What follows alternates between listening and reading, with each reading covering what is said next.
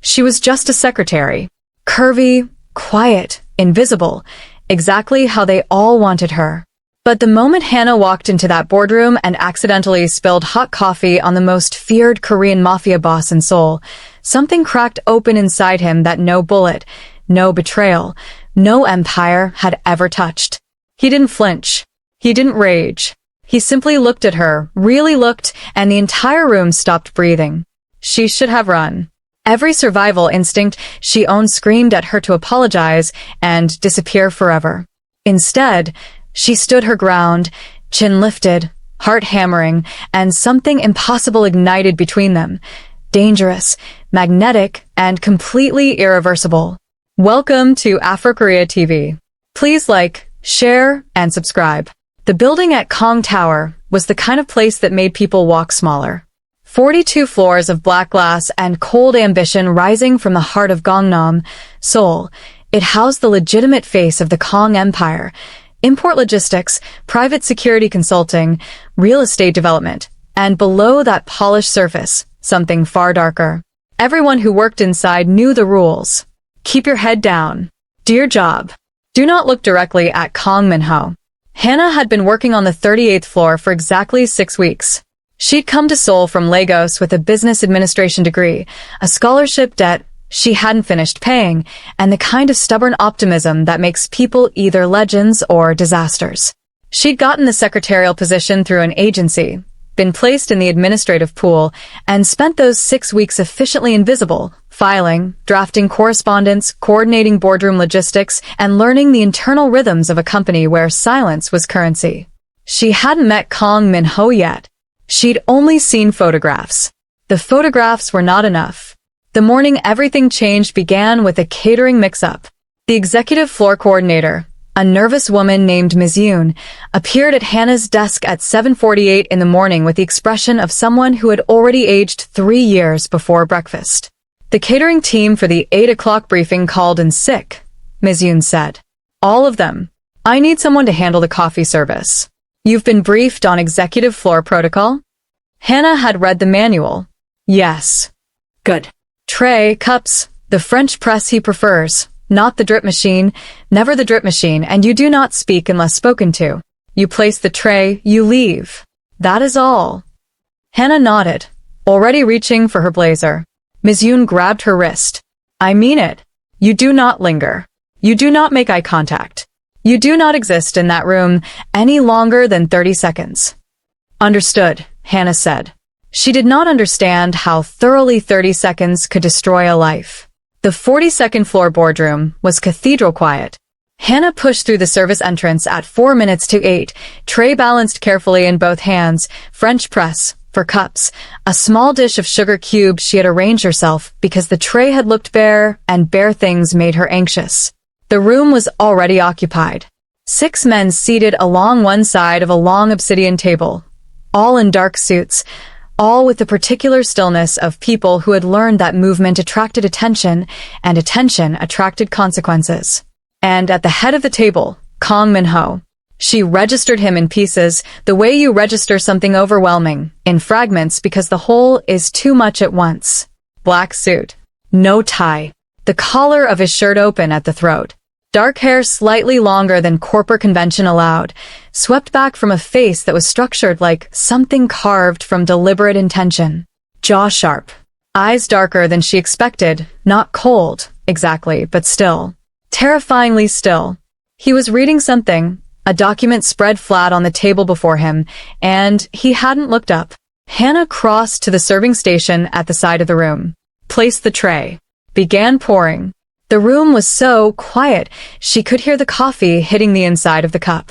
She had 4 cups poured and was moving carefully toward the table when the door behind her opened with a sudden force, and a junior associate came through it fast, apologizing to the room, and the edge of the door caught the back of Hannah's elbow mid-step.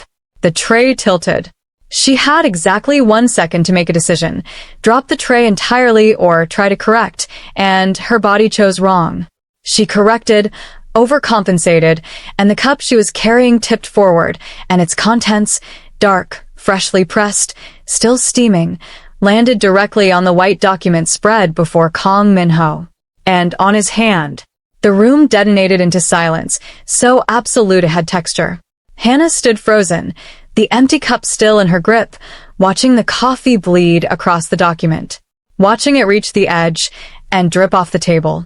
Watching it pool on the sleeve of what she would later learn was a custom suit that cost more than her annual salary. She should have apologized. She should have retreated immediately, set down the cup, pressed a napkin to the spill, and folded herself into the carpet. Instead, she looked up. Kang Min-ho was looking at her. Not the way the other men in the room were looking at her, with the suppressed horror of people watching someone else's execution. He was looking at her the way a person looks at something they have never seen before and cannot immediately categorize. Curious. Measuring. Something shifting very slightly behind those still, dark eyes. "I'm so sorry," Hannah said. Her voice came out steady, which surprised her. "I'll replace the document immediately if you tell me where it's filed. And I'll cover the dry cleaning." Complete silence. Then, impossibly, the corner of Kang Min-ho's mouth moved. Not quite a smile. Something quieter than that. Something private, like a door opening a fraction of an inch. "Leave it," he said. His voice was low, unhurried. The kind of voice that didn't need volume, because the room had already arranged itself to listen. "Which floor are you from?" 38, sir." He looked at her for another 3 seconds, she counted, and then he looked back down at the ruined document and said nothing else. Hannah replaced the cup on the tray, pressed a cloth napkin over the spill with hands that she refused to let shake, and walked out. In the elevator, alone, she leaned against the wall and breathed. She expected to be fired by noon. By noon, nothing had happened. By 2 in the afternoon, Ms. Yoon appeared at her desk with an expression Hannah couldn't read and said, "You're being transferred." Hannah's stomach dropped. To which department? The 42nd floor. Effective Monday. Ms. Yoon paused. His personal secretary position has been open for 3 months. 4 people have held it this year. I don't know what you did in that boardroom, but... She stopped. Started again. Be careful. The 42nd floor was a different country. Hannah arrived Monday in her best blazer, deep burgundy, fitted, the one she wore when she needed armor, with her notebook, her laptop bag, and the collected composure of someone who had decided that whatever happened next, she would face it on her feet. The floor was quieter than 38, sleeker. The air itself felt filtered of anything unnecessary. There was a single curved desk outside the primary office, her desk now, and beyond the heavy glass doors, the office of Kang Min-ho. His existing assistant, a man named Park who was departing for reasons no one specified, walked her through the systems in 40 minutes and left without making eye contact with her once. Kang Min-ho arrived at 8:15. He came off the elevator already moving, phone pressed to his ear. Speaking in clipped Korean, she could mostly follow from her intermediate language study. He passed her desk without stopping, pushed through the glass doors, and the office swallowed him. 30 seconds later, his voice came through the desk intercom. Coffee. French press. And whatever today's correspondence backlog is. "Yes, sir," Hannah said, and went to the kitchen. This was how it began, not dramatically, not with another collision, but with coffee and correspondence and the quiet, relentless accumulation of proximity. The first week was professional. Exquisitely, painfully professional. Hannah learned his systems quickly because she was good at her job and because understanding his rhythms felt instinctively necessary, like learning the weather patterns of a climate you couldn't leave. He worked long hours. He communicated in precise, minimal sentences. He expected things done before he asked for them, which meant she had to learn to anticipate, which meant she had to pay attention to him with a quality of focus she told herself was purely professional. It wasn't entirely professional. She knew that by Thursday. Thursday was when she watched him stand at his office window for 11 unbroken minutes, looking out over the Han River at dusk, and she understood that whatever he carried inside that composed, controlled exterior was heavier than anything she'd yet seen him put down. She filed the observation away and told herself it didn't matter. The second week brought the first crack. She was working late, 9:30. The floor empty except for her and the quiet behind his glass doors where his light still burned, when she heard it. Not loud. Almost nothing. But in that absolute silence, The sound of something heavy being set down hard on a desk carried. Then silence again. Then, muffled through the glass, a sound that pulled at something low in her chest. She didn't move for a moment. Then she stood, walked to his doors, and knocked twice. "Sir, I've finished the Busan contracts. Do you need anything before I leave?" A beat. "Come in." She pushed the door open. He was at his desk, but the documents that had been spread across it were now in a single controlled stack to the side. His left hand was wrapped loosely around a glass of something amber. His jacket was gone. His sleeves were rolled to the elbow. She kept her eyes on his face. "I'll have the morning briefing documents on your desk by 7. He looked at her. "You didn't leave at 6. "I wanted to finish the contracts. You're not paid for overtime on this floor." "I know." She held his gaze. "Good night, sir." She turned to go. His voice stopped her at the door. "Hannah." First time he'd used her name. She felt it land somewhere beneath her sternum and stayed very still. "Yes. Go home," he said. It came out differently than an order, softer than that, worn down at the edges into something that was almost concern. "Don't make a habit of staying." She nodded once and left. In the elevator, she pressed her hand flat against her chest, over her heart, and told it very firmly to stop. It didn't stop. By the end of the 3rd week, Hannah had developed what she privately diagnosed as a problem. It wasn't that Kang Min-ho was attractive, though he was devastatingly, in the kind of way that made her professionally furious about it. It was everything else. The way he spoke to her, direct, never dismissive. The way he'd corrected a junior manager who'd addressed Hannah with barely veiled condescension, not with anger, but with a single cold sentence that had made the man go pale. The way he'd left a container of her favorite Ghanaian shortbread on her desk on Wednesday without comment, which she'd mentioned once, in passing 2 weeks ago when he'd asked what she missed about home. She'd stared at that container for a full minute before she opened it. She was falling. She knew it. And she knew, with equal and miserable clarity, that Kang Min-ho was her employer, her superior, and a man surrounded by danger so thick it had its own gravity, and that falling for him was the most spectacularly ill-advised thing she could do. Which was why she decided, firmly and with great self-discipline, to do something about it. Not to stop falling. To make him fall too. She started small. The coffee she already made perfectly, she refined it. Learned the exact steep time he preferred on mornings when he came in tense versus mornings when he came in composed, and adjusted. She began leaving small organizational improvements on his desk, not changes, just enhancements, little elegant solutions to minor friction points in his workflow that he never commented on but always kept. She started wearing colors. Not loudly, not unprofessionally, but the burgundy blazer gave way to a rich emerald green one week, a deep cobalt the next. She did her hair differently. Not for him, she told herself. For herself. Because she deserved to feel like herself at work. She told herself that frequently. He noticed.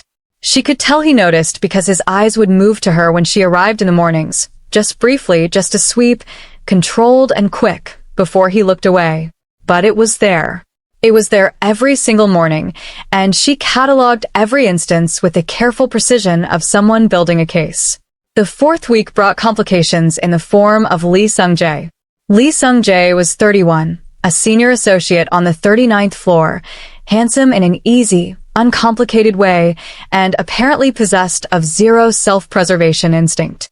He began appearing on the 42nd floor with increasing frequency, always with some administrative justification that needed Hannah's coordination, documents to route, meeting schedules to cross-reference, logistics to confirm. The logistics took longer than necessary. He lingered. Hannah was professional about it because she was professional about everything. She also wasn't blind. Lee Sung-jae was charming, and she was human, and being noticed felt good even when the noticing was uncomplicated. She didn't encourage it. But she didn't shut the door on it either. She noticed Kang Min-ho noticing. It was Tuesday.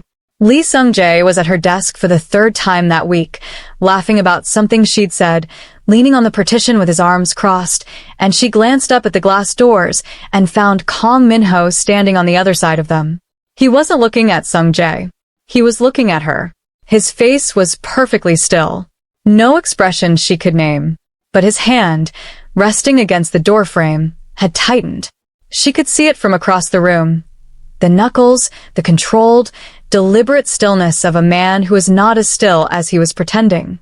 Lee Sung-jae left 5 minutes later.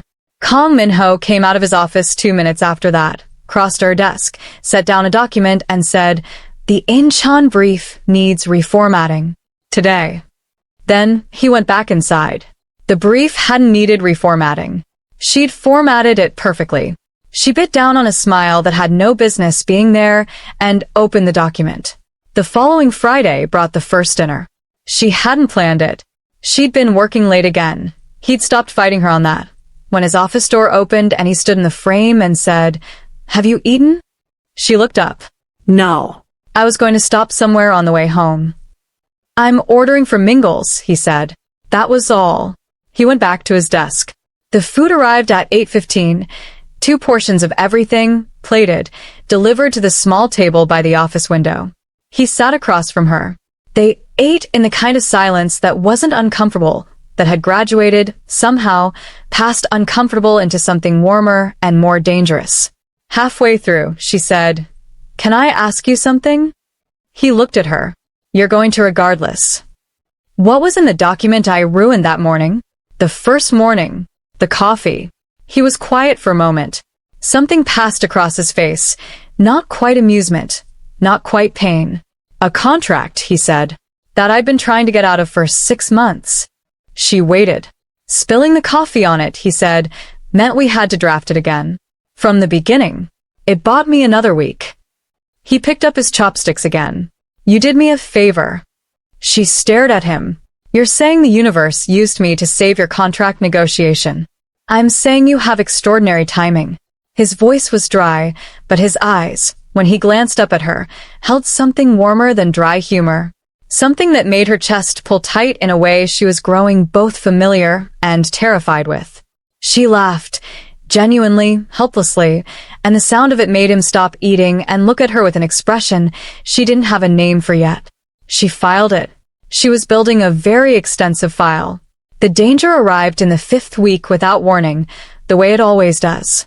She was at her desk at 10 in the morning when 3 men she'd never seen came off the elevator.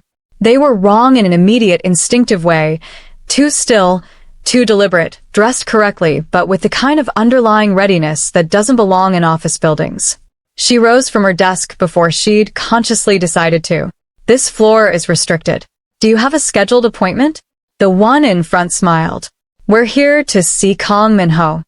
He's unavailable. I'll need your names and the purpose of." "Tell him the Shin family sends their regards," the man said. "He'll know what it means." The glass doors behind her opened. Kang Min-ho stood in the frame, and the temperature in the room dropped noticeably. His face had shifted into something she'd never seen on it. Not the controlled stillness of boardroom authority, but something older and colder and completely without mercy. "Hannah." His voice was level. "Go to the break room. Now." "Sir." "Now." She went. But she didn't go far. She stopped just around the corridor bend, back pressed to the wall, listening. The conversation that followed was in Korean too rapid and idiomatic for her to follow completely, but she understood enough. Threat. Territory. A name. Her name. Spoken by one of the men in a tone that turned her blood to ice. Then silence. Then the sound of the elevator. She walked back around the corner. The men were gone. Kang Min-ho was standing in the middle of the floor, his back to her, very still. "Are you all right?" she asked. He turned. He looked at her for a long moment, scanning, cataloging, checking, the way a person checks something they were afraid to lose. Then, "Did they speak to you?" "One of them. Just asking for you." She paused. "They said your name.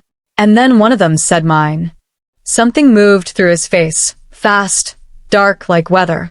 He crossed the floor in 3 strides and stopped in front of her, close enough that she had to tilt her head back slightly to hold his gaze. "You're not to be alone in this building until I say otherwise. You use the executive elevator only. You don't go to the parking structure without my driver." "Can you tell me what that was?" "No." Then, quieter, reluctant, like it cost him something. Not yet. She wanted to push. She didn't. Okay, she said. He exhaled. It was the most unguarded thing she'd ever seen him do. Thank you, he said, for not running. She looked up at him.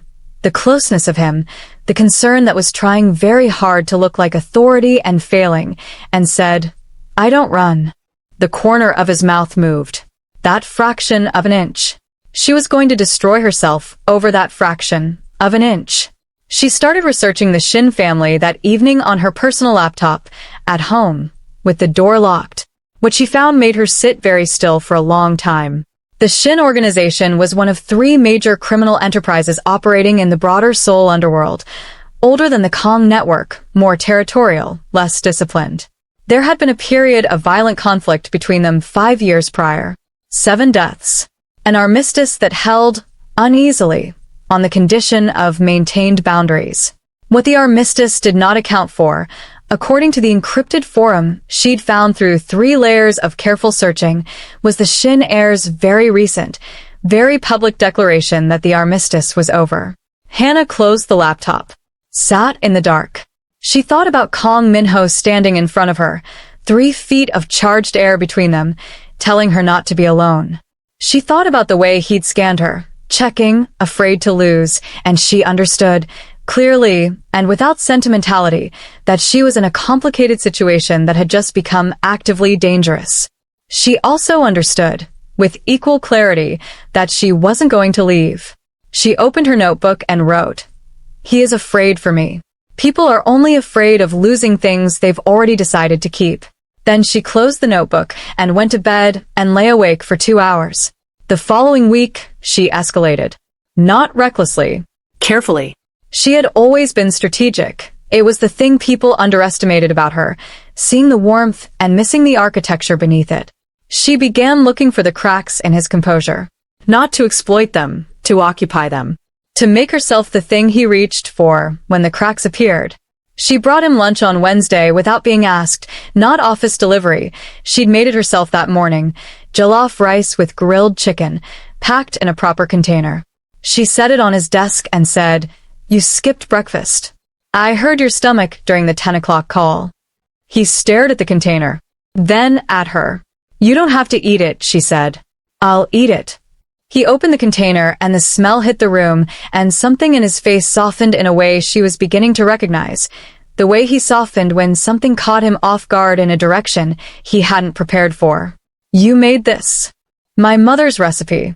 It's not quite the same here. The tomatoes are different, but it's close. He ate the entire thing. He didn't say much. But when she came in to clear the container at 2 o'clock, he said, without looking up from his work, Tell your mother her recipe survived the translation. Hannah stood in the doorway and smiled at the back of his head and felt something bloom painfully in her chest. Thursday brought Lee Sung-jae back, and this time, something had shifted in him. He came up to the 42nd floor at 4 in the afternoon, waited until the administrative activity had quieted, and asked Hannah to dinner. Directly. Clearly. With every intention of it going well. She was still composing her answer when she heard the glass door open. Sung-jae. Kong Min-ho's voice was pleasant. Perfectly pleasant. The pleasantness of a man who has absolute control and is choosing, right now, to display it. I wasn't aware you had business on this floor today. Lee Sung-jae straightened. Sir. I was just. Hannah's schedule is full through the end of the month. He said it easily, conversationally, with the air of a man stating a simple logistical fact. Evening hours included. If you have documents that require her coordination, send them by internal mail. Sung-jae left with excellent speed. Kong Min-ho looked at Hannah. She looked at him. The air between them was doing something complicated and entirely mutual. My schedule, she said carefully, isn't actually full through. It is now, he said, and went back into his office. She stared at the closed door for a full 10 seconds. Then she picked up her pen and wrote herself into his calendar every evening for the rest of the month. She was a very thorough secretary. Friday evening late. The floor quiet. Both of them still there. She brought his coffee at 8 o'clock and instead of setting it on his desk and leaving, she set it on his desk and didn't leave. She sat in the chair across from him, crossed her legs, and said, "Tell me something true." He looked up from his laptop. His expression was carefully neutral, which she'd learned meant he was actually paying full attention. "About anything. You. This place. Why you work this late every night." A long pause. Then, "Why do you?" "Because I like it here," she said. And let the honesty of that sit in the air between them, unhidden, unqualified. "Your turn." He looked at her for a long moment. Then he leaned back and something in his posture shifted, released, fractionally, like a pressure valve opening the smallest amount. "I work late," he said, "because going home to a quiet apartment after a day of managing things that can't be managed makes the quiet feel louder." She held his gaze. "You're lonely." "I'm alone," he said. "They're different things." "Are they?" she asked quietly. "In your case?" He was very still. Then, "No." She nodded slowly, held his gaze for 3 more heartbeats. Then she uncrossed her legs and stood. "Good night, Minho." First time she'd used his name. No honorific. Just the 2 syllables, spoken like she had the right to them. She walked out before she could see his reaction, but at the elevator, she heard, faintly, the sound of him exhaling. Long, slow, like something finally released. She took the executive elevator to the lobby. She was almost to the building exit when a hand closed around her arm from behind. Not Minho's hand. Wrong grip, wrong energy, and she spun. A man she didn't recognize. Well-dressed. Young. With the Shin family's particular brand of stillness. "Miss Hannah," he said pleasantly. "My employer would like to speak with you." She pulled her arm free with a precision that surprised him. "Tell your employer that I have nothing to say to him." "That's not really how this works," the man said, and stepped closer. The lobby doors behind her opened, and Minho's head of security, a large man named Tae who had been her shadow since the office visit, was suddenly there, and then 2 more men, and the Shin messenger went very still. "She said no," Tae said. The man left. Tae turned to Hannah. She realized her hands were shaking, not from fear, she told herself, from adrenaline. There was a difference. She pressed them flat against her thighs. "Mr. Kong anticipated this," Tae said. "He asked me to take you home. He knew they might approach me outside." Tae's expression was careful. "He asked me to watch for it. He had stationed security on her in the lobby. He had anticipated the move before she'd even known there was a board to play on." She stood in the lobby of Kong Tower and felt something complicated and overwhelming and impossible to categorize move through her all at once. He was watching over her. Had been, probably, since the morning those men came off the elevator and someone said her name. She got into the car, looked out the window at Seoul moving past, and decided, quietly and completely, and without reservation, that whatever she was doing to get him to love her, she was going to do it for real now. Not a strategy. A truth. She loved him. She was terrified. She was going to do it anyway. She arrived at work the next morning at 7:15, before anyone else on the floor. She sat at her desk, pulled out her notebook, and wrote, in clear letters at the top of a blank page, "Things I have noticed about Kong Minho that he does not know I have noticed." She filled 3 pages. The way he touched his jaw when he was processing something difficult.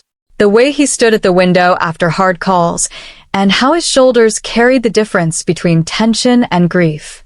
The way he'd noticed when she'd been coming down with a cold last week and had, without comment, left vitamin C drops and throat lozenges on her desk. The way his voice changed when he spoke to her, barely, almost imperceptibly, softer at the edges, like a door left slightly open. She was closing the notebook when the elevator opened, and Minho stepped out at 7:42, earlier than usual, and stopped when he saw her already at her desk. He looked at her. She looked at him. The morning light was coming through the floor-to-ceiling windows, and it touched the side of his face, and she thought, helplessly, "I am in so much trouble." "You're early," he said. "So are you." He walked to his office door, stopped with his hand on the handle. Didn't look back. "The Shin situation is escalating," he said. "I'm going to need you to be careful. More careful than you think is necessary." "What are they planning?" "I don't know yet." He paused. "But they spoke your name." which means you are a variable they've identified. And I won't allow, he stopped. Something shifted in the set of his jaw. I need you to be safe. She stood. I need you to tell me the truth. He turned then, and for a moment, just a moment, the composure was fully off. He looked at her across the quiet, empty floor with something raw and undefended in his eyes, something that said I know what you are to me, and I don't have a word for it yet, and that terrifies me more than anything they could send. Then the composure returned. Careful. Precise. Stay on this floor today, he said. Please. The please undid her a little. She'd never heard that word from him with that particular weight before. Okay, she said softly. Minho. His name again. She watched his jaw tighten. I'll stay. He nodded once and went into his office, and through the glass, a moment later, she watched him stop in the middle of the room and press one hand flat against the wall and just breathe. She sat back down, opened her laptop, did her job, and waited for what was coming. The weekend arrived with the particular tension of a held breath. Hannah spent Saturday at her apartment doing what she always did when her mind refused to quiet. She cooked. Not for comfort, exactly. For control. The act of transforming ingredients into something nourishing had always felt like proof that care could be methodical, that love could be architectural. She made egusi soup, groundnut stew, a pot of jollof that filled the apartment with the smell of home, and she thought about Minho standing with his hand pressed flat against his office wall, just breathing.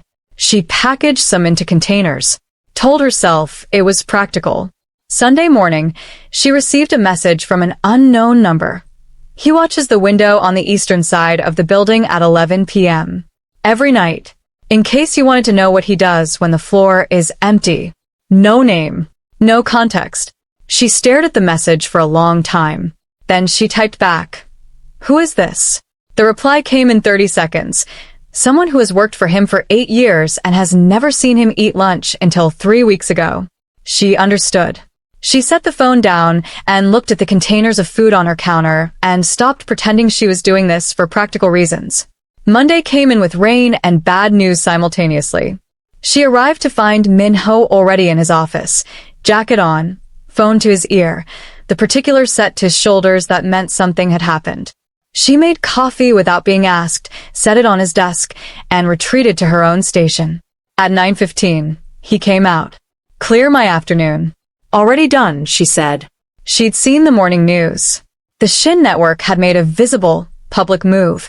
A business associate of the Kong Group had been found with a very clear warning delivered in the way the Shin family preferred to communicate.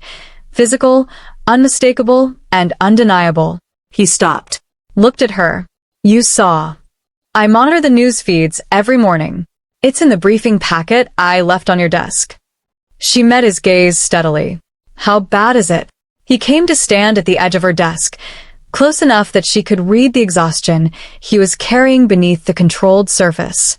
Bad enough that I need you to work from home this week. I won't do that. Hannah. I won't leave you understaffed in the middle of a crisis, she said quietly. I'm your secretary. If you send me home, you'll spend the next 4 days doing 2 jobs, and you can't afford divided attention right now. She held his gaze. Let me do mine. He looked at her for a long, complicated moment. She watched him work through the argument he wanted to make and arrive, reluctantly, at the truth of what she'd said. You don't leave this floor without Tay, he said finally. Agreed. You tell me every time you leave the building. Agreed. And you eat actual meals, not coffee and ambition. She blinked. Something warm broke open in her chest without permission. Was that concern? It was an operational requirement, he said, and the precise blankness of his delivery was so unconvincing that she had to bite the inside of her cheek to keep from smiling. He went back into his office. She smiled at her monitor for 3 full seconds. Then she opened the briefing documents and got to work. The week moved fast and dark and close. The Shin escalation wasn't random.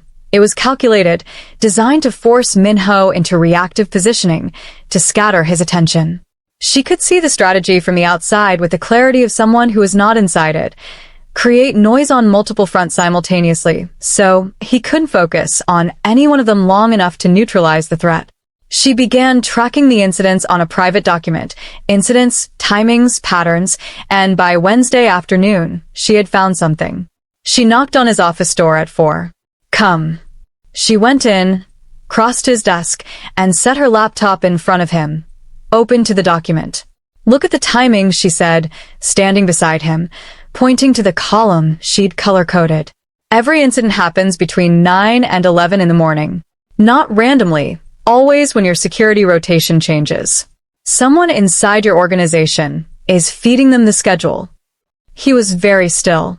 His eyes moved across the document. Fast, precise, the kind of reading that processes information at a different speed than regular comprehension. Then he looked up at her. She was leaning over the desk beside him, close, and when he turned his head they were suddenly and startlingly near each other. Her face inches from his, close enough to see the detail in his eyes, the exact texture of the stillness there. Neither of them moved. You found this today, he said. His voice had changed registers, lower, quieter, the words careful the way words become careful when they're doing more work than they appear to be. This morning. I've been tracking since Monday. Why didn't you tell me Monday? Because I needed 3 days of data to be certain. I didn't want to send you after the wrong person. He looked at her for a moment that stretched past professional into something she didn't have clean vocabulary for. Hannah, he said, and her name in his mouth at that volume, at that distance, did something structural to her composure. Thank you. Find your leak, she said softly. Then we'll call it even for the coffee. That fraction of an inch appeared at the corner of his mouth. She straightened up before she did something inadvisable and went back to her desk. Behind her, she heard him pick up his phone and begin making calls. He found the leak by Thursday evening. She didn't ask for details. He wouldn't have given them, and she understood the geometry of his world well enough now to know that some things happened in the dark and were resolved in the dark, and the resolution was not a thing she needed to witness. What she knew was that by Friday morning, the pattern on her tracking document had stopped. Minho came out of his office at noon and said, "The afternoon is clear." She looked up. All of it. All of it. He leaned against the doorframe, casual, unexpectedly, with his jacket off and his sleeves rolled to the elbow, and the kind of controlled looseness that meant something had been resolved, and he'd allowed himself, briefly, to exhale. Have you eaten? I was going to. Get your things. She got her things. He took her to a small restaurant 3 blocks from the tower. Not the kind of place a man like him went, low-lit and crowded and smelling of charcoal and sesame, and they sat across from each other in a corner booth and ordered too much food, and she thought this is a date, and then thought don't call it that, and then thought it absolutely is. They talked. Really talked, not about work, not about schedules or shin or logistics, but about the things underneath all of that. He asked about Lagos. She told him about her mother's kitchen, about the neighborhood she'd grown up in, about learning to navigate spaces where she was always the one who had to prove herself first before being seen. He listened with a specific quality of attention she'd noticed in him before, full, unhurried, like she was the only thing in the room worth listening to. She asked about him. He was quieter on that side of the table, more measured, but he gave her things, small, true things. That he'd taken over the family network at 24 when his father became ill. That he'd spent 3 years learning to make people fear him because it was the only currency that bought safety, and by the time it had worked he couldn't figure out how to stop. That the thing he missed most from before, from being 23, from before the wait, was being allowed to want things simply. She said, very quietly, "What do you want?" Simply. He looked at her across the table. The restaurant noise was a soft, distant blur around them. "Something I'm not sure I'm allowed to have," he said. She held his gaze. Didn't look away. Says who?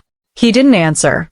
But his hand, resting on the table, moved fractionally, just an inch, toward hers. And stopped. And stayed there. She didn't move either. But she was aware of every millimeter of the space between their hands with the acute, exhausting precision of someone trying very hard not to close it. They walked back to the building in the early afternoon light, and she thought, soon. Soon arrived the following Tuesday, in the form of disaster. She was in the elevator, Tay 2 steps behind her as agreed, heading to the lobby for a courier package, when the elevator stopped between floors. Lights flickered. Emergency dim clicked on. Building power interruption, Tay said, already on his radio. She kept her breathing steady, pressed her back to the elevator wall. 1 minute. 2. The radio chatter was rapid and terse, and her Korean wasn't fast enough to catch all of it, but she caught the words that mattered. Not an accident. Targeted. Floor 42. Her blood went cold. Tay, she said. Is he on 42? Tay's jaw tightened. Yes. Is he safe? Before he could answer, the elevator lurched back to life, reversed direction, and descended to the lobby. The doors opened and 4 of Minho's security team were waiting, and from the controlled urgency in their movements, she understood that whatever was happening right now. Where is he? She asked. Miss Hannah, we need to move you too. Where is he? He was fine. That was the first thing she established, through sheer force of determined questioning, when she reached the secure room on the 2nd floor 7 minutes later. The power interruption had been a distraction. While security focused on the elevator incident, 2 men had been intercepted attempting to access the 42nd floor via the fire stairs. They'd been stopped. Minho was unharmed. She sat in the secure room and breathed and told herself she was calm. She was not calm. Her hands were shaking in a way she couldn't stop, and her chest had a tight, panicked quality that she recognized with clear-eyed self-awareness as the physical sensation of being terrified for someone else's life. The door opened at 7 minutes past the hour, and Minho walked in. He crossed to her immediately, not striding, not the measured, controlled movement she was used to, but fast and direct and completely without pretense, and stopped in front of her and looked at her the way he'd looked at her the morning the men first came off the elevator, but more so. Rawr. The composure fully absent. Are you hurt? He said. I'm fine. You? Fine. He crouched in front of her chair, so they were eye level. You're shaking. I'm aware. Her voice was steady, at least. I thought. She stopped. Started again. They said the target was 42. I thought. I know. His voice had dropped to something almost private. I know what you thought. He reached out, and his hands closed around hers, steady, warm, completely certain, and the shaking in her hands slowed and then stopped. He held them, both of them, and looked at her face like he was committing the details of it to something deeper than memory. Minho, she said. Don't, he said quietly. Don't tell me you're fine. You don't have to perform it for me. She looked at him, crouched in front of her, holding her hands, the most powerful and frightening man she'd ever met reduced to nothing but genuine, undisguised concern, and said, I was scared. I was scared for you. His jaw worked. You shouldn't be here, he said. This shouldn't be something you have to be scared about. Too late, she said. I'm already here. I'm already. She stopped. Her heart was doing something dramatic and entirely beyond her management. I'm already exactly where I want to be. He looked at her hands in his. Then at her face. Something had broken open in him. She could see it, the thing that had been pressing against the inside of his composure for weeks, making it flex and strain and almost crack. It was right there. He was right there. Hannah, he said, and the word had the weight of everything that had been building since a spilled cup of coffee and a woman who hadn't run. Then his phone rang. He closed his eyes for 1 second.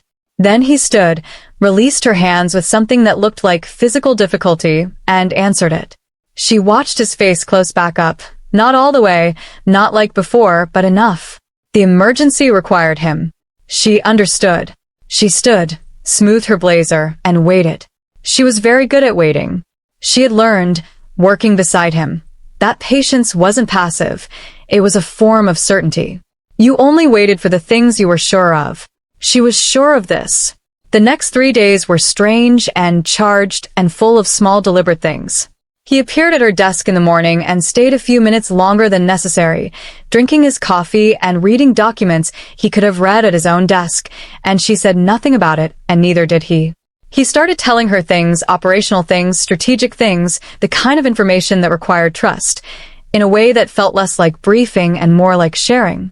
He started asking her opinion on decisions that had nothing to do with her administrative role. She gave it, honestly, and he listened. On Wednesday, he sent everyone else home at 6 and stayed, and so did she, and they worked side by side at the conference table in his office until 10 o'clock with nothing but the city lights and the sound of keyboards and the particular charged quality of two people who both know something is happening and are both waiting for the moment to arrive. Thursday, Lee Sung-jae came back. She almost felt sorry for him. He appeared at her desk at 11, clearly having processed the previous week's shutdown as a temporary obstacle, and asked again. Dinner. Friday. She opened her mouth. She's not available Friday. Minho's voice came from directly behind her. She hadn't heard him come out. She turned. He was standing 3 feet away with his arms crossed and his eyes on Sung-jae, with a pleasantness so precisely calibrated it had teeth. Sir, Sung-jae said carefully. Or Saturday, Minho said. Or any day you're planning to use company hours to pursue it. He looked at Sung-jae with the full weight of a man who knows exactly what he is and what that means and is choosing, right now, to let it land. Are we clear? Sung-jae was very clear. When he was gone, Hannah turned in her chair and looked up at Minho, who was staring at the elevator with an expression that was working hard to be neutral and achieving something closer to possessive. Minho, she said. Yes.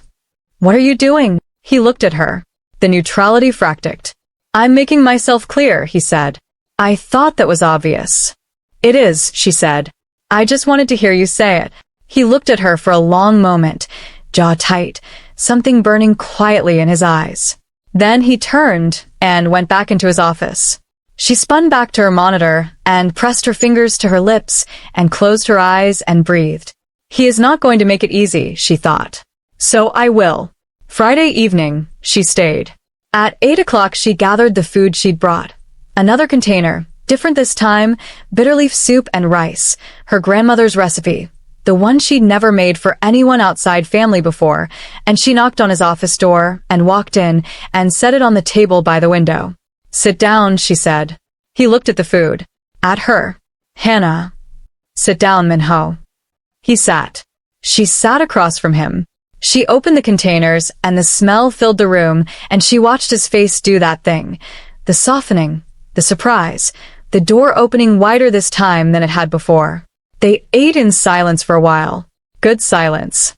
The kind she'd come to love. This is your grandmother's recipe, she said. You can tell the difference? I brought my mother's last time. This is different. Older. More careful with the spices. He looked at her. You make different food when you're feeling different things. She had known he'd noticed that. Yes.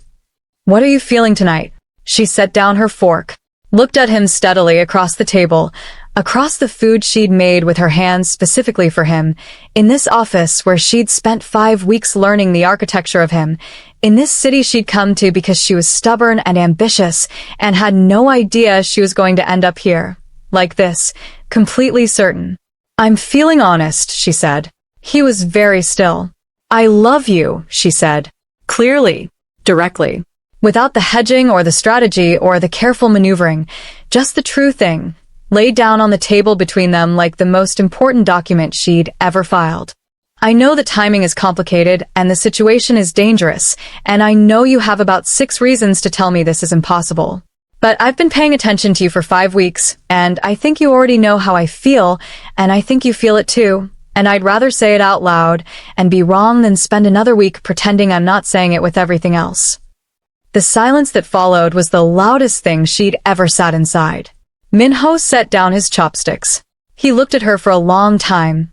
Really looked, the way he'd looked at her in the boardroom that first morning, cataloging, recalibrating, something cracking open in him that hadn't been open before. The city glittered behind him through the window. The room was warm and still. I have never, he said, very carefully, wanted anything as simply as I want you. Her breath left her. And I have never, he continued, quieter, been more certain that wanting something simply was something I was no longer allowed to do. Why? She asked. Her voice was soft. Because my world is dangerous. Because the Shin situation is not resolved. Because he stopped. Anyone close to me is a target. You know that. You were in that lobby. You heard your name in my boardroom. I know, she said. And you're still here. I told you, she said. I don't run. He looked at her across the table and something moved through his face. Wave after wave of it. Everything he'd been carrying pressed tight against the inside of his composure for weeks. And then he stood, and she stood, and the space between them collapsed like it had never been anything but a formality. His hands came to her face, careful, deliberate, the way he did everything, and he looked at her for one more moment with that raw, undisguised thing in his eyes, and said, very quietly, you should have run. I know, she said. And then the distance was gone. The kiss was not dramatic. It was not a storm. It was the opposite of a storm. It was the feeling after a storm, when everything is quiet and clean and reconfigured, when the world has been rearranged into something true. His hands were steady on her face, and she held his wrists, and the city went on turning outside the window and inside that office. Something that had been broken open for weeks finally settled. When they pulled apart, he pressed his forehead to hers and breathed, and she felt his chest rise and fall against her, and thought, I will keep this. I will keep exactly this. I love you, he said low, private, like it was the most straightforward thing he'd ever said, and also the bravest. I have loved you since you stood in this boardroom with an empty cup in your hand and didn't apologize for existing. She laughed, helplessly, quietly, her forehead still against his. That was the first day. I know. You are ridiculous, she said. I'm aware, he said and kissed her again, and she stopped laughing. Fade to black. Later, much later, the city deep in its nighttime quiet, she sat on the small couch in his office, her heels off, her feet tucked under her, and he sat beside her with more of his weight relaxed into the cushions than she'd ever seen, his arm around her shoulders, and they talked the way people talk when a wall has come down and there's suddenly all this room. He told her things. Real things. The weight of it, the years, the choices that had been made before he was old enough to understand what they meant, and the ones he'd made himself and would have to live with. She listened without flinching, because she'd already decided, weeks ago, standing at that elevator, that she was choosing him whole, not a curated version, not the controlled boardroom face, but the man who stood at windows and pressed his hands to walls and had never, apparently, eaten a proper lunch until a stubborn secretary from Lagos decided he was going to. She told him things too. He listened the same way she did, full, unhurried, like she was the only thing worth listening to. At midnight she said, I should go home. Tae will drive you. I know. She didn't move immediately. Minho. The Shin situation. What happens next? His arm tightened slightly around her. I handle it. That's not an answer. It's the answer I can give you right now. He paused. What I can tell you is that I will not allow it to reach you, whatever it takes. She turned to look at him. I don't need you to burn the world down for me. I know, he said. I'm going to anyway. She looked at him, this composed, dangerous, secretly soft man who had left shortbread on her desk and cleared her calendar and crouched in front of her chair and held her shaking hands, and thought, I am going to love you for the rest of my life, and it is going to be the best decision I ever made. Okay, she said quietly. Okay, he said, and his thumb moved against her shoulder in a slow, deliberate stroke, and the city turned outside, and she thought she had never felt more precisely in the right place. She should have known peace was temporary. 3 days later, it shattered. She was in the building, on 42, at her desk, exactly where she was supposed to be, when Tae appeared at the elevator at 2 in the afternoon and said, quietly, Miss Hannah, we have a situation. Minho was in a meeting on 39. The situation, Tae explained in careful, minimal terms, was that the Shin network had moved. Not against Minho, against her. Specifically, a man was waiting outside her apartment building. The same man from the lobby, with 2 others. She kept her voice even. Is he still there? Yes. We have people watching. But Mr. Kong, Tae paused. He doesn't know yet. Tell him, she said immediately. We wanted your. Tell him now, Tae. 2 minutes later, Minho came off the elevator from 39 at a pace she'd never seen from him. Controlled still, always controlled, but the particular controlled of a man holding himself back from something less controlled by sheer force of will. He crossed to her desk and looked at her face first, checking the same scan, cataloging, and then at Tae. Details, he said. Tae gave them. Hannah watched Minho's face during this, and it was a study in precision. The anger was there. She could read it now, knew the signs.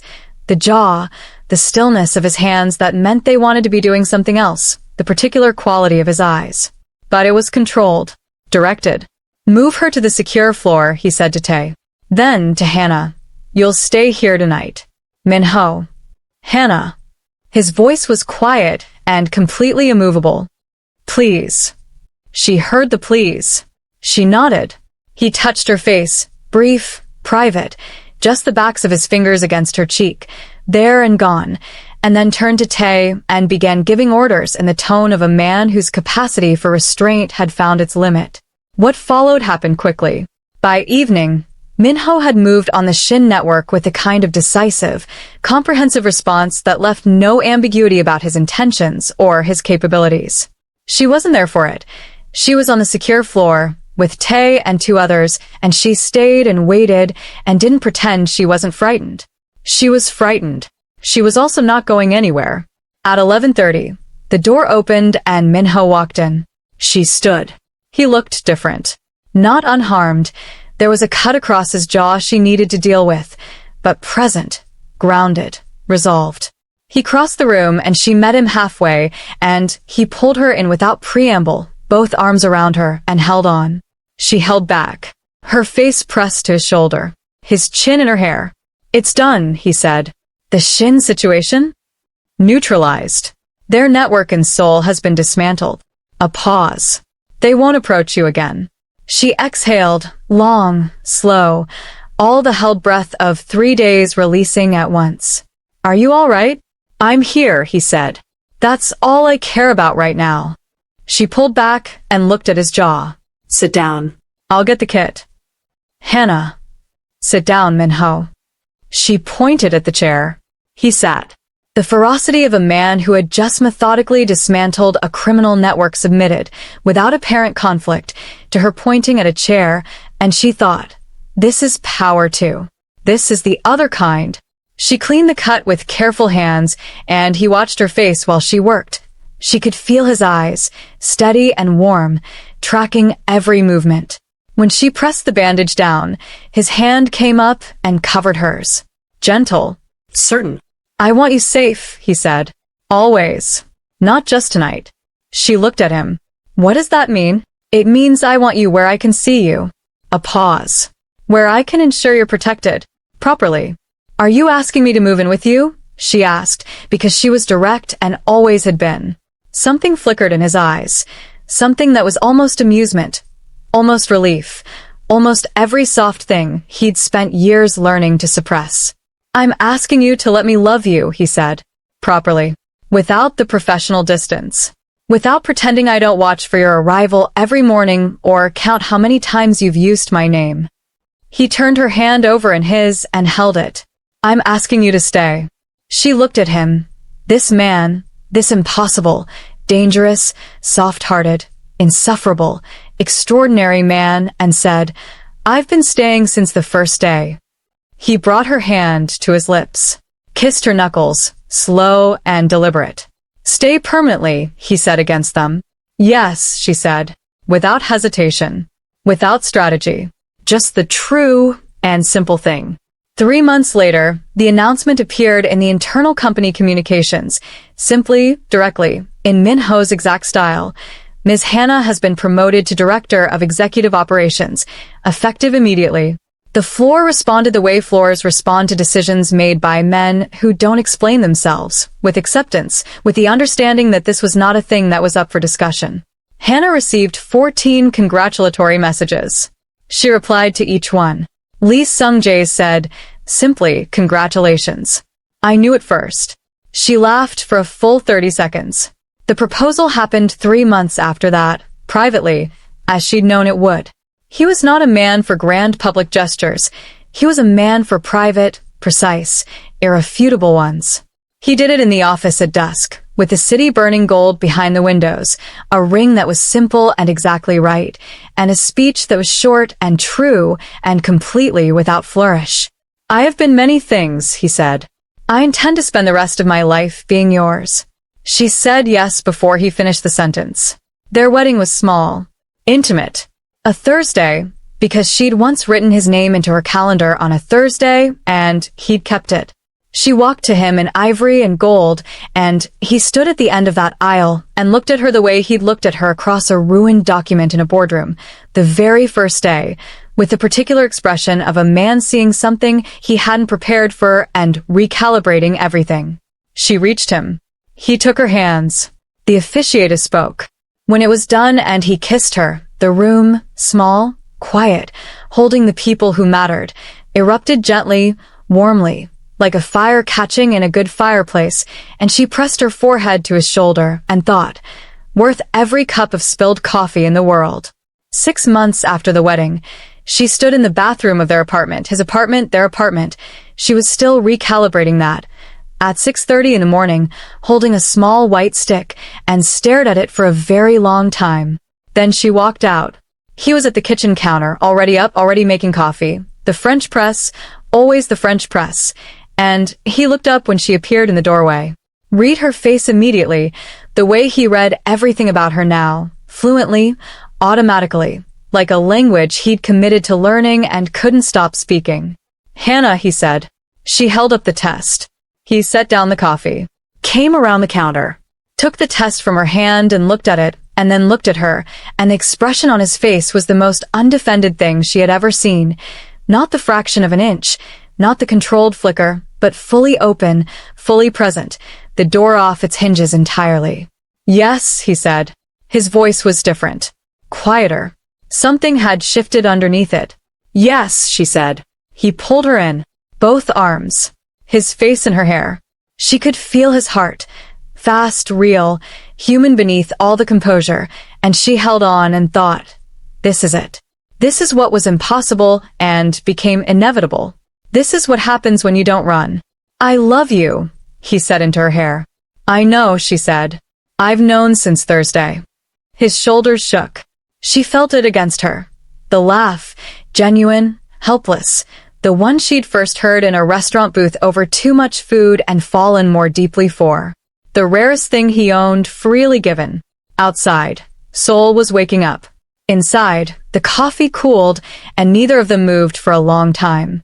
And this, all of it, the spilled cup and the empty nights and the dangerous world and the careful hands and the shortbread on her desk and the Thursday she'd written his name and the ring and the vows and this moment, this particular quiet, ordinary, miraculous morning, was exactly what love looked like when it wasn't afraid anymore. Thank you for watching Afrokorea TV. Please like, share, and subscribe for more stories.